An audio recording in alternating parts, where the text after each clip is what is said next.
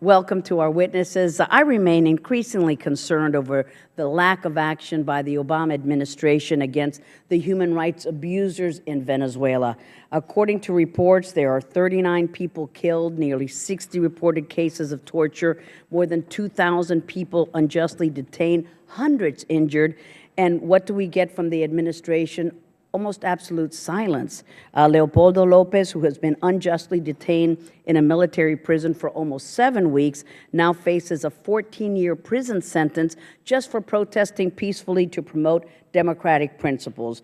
And again, from the administration, crickets. Has anyone from our embassy even visited Leopoldo behind bars? Have we made that public? Will the U.S. accept the Venezuelan request to put an ambassador in D.C.? At the OAS, as you know, opposition leader Maria Corina Machado was prevented from speaking the truth about the crisis in Venezuela, was stripped of her position in the legislature. And what was the response from the administration? Nada. It is shameful that the Obama administration continues to neglect the suffering of the Venezuelan people. Maduro has accepted this proposal by UNASUR to broker a peace talk between the government and certain factions of the opposition. It is not supported by the opposition as a group. I remain very skeptical of this smoke and mirrors deal because I don't believe that UNASUR is an honest broker. The Venezuelan opposition cannot negotiate if they have a gun pointed at their head. Brazil has shown time and time again its unwillingness to support human rights. Colombia is at the mercy of Venezuela and the Castro regime due to its misguided negotiations with the FARC. In Ecuador, Correa remains on the side of Maduro also as he tramples on democratic reforms. And yesterday, Secretary Kerry testified in the Senate that the U.S. does not want to act in Venezuela because of these bogus negotiations. But these protests have been going on for 2 months. Now we're using this the sham of negotiations for an excuse to not help the opposition, at least not take action to help them in any way. The president, as we know, issued executive orders to sanction Russian violators of human rights abuses.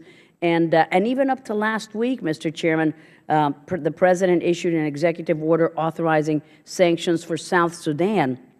So I ask, why can the administration not issue the same order today on Venezuela and hold human rights violators accountable? And what kind of regime in Venezuela are we dealing with? As we know, it's a serial human rights abuser of a country.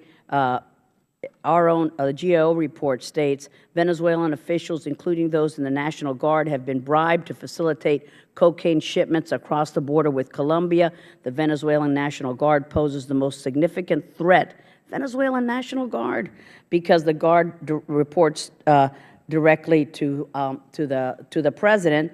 This example illustrates the direct authority by the executive over the National Guard that's responsible for the killings in Venezuela with the help of the Castro regime and the involvement of narco-trafficking. The administration could do so much, Mr. Chairman. As you know, it is shameful to have this silence because Maduro hears this silence. Now we're going to use the excuse of this new negotiations period.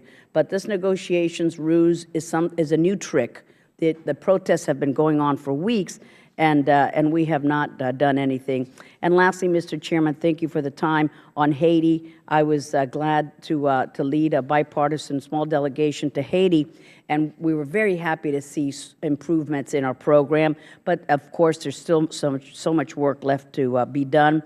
And I wanted to ask about 2 specific items that we saw in our trip.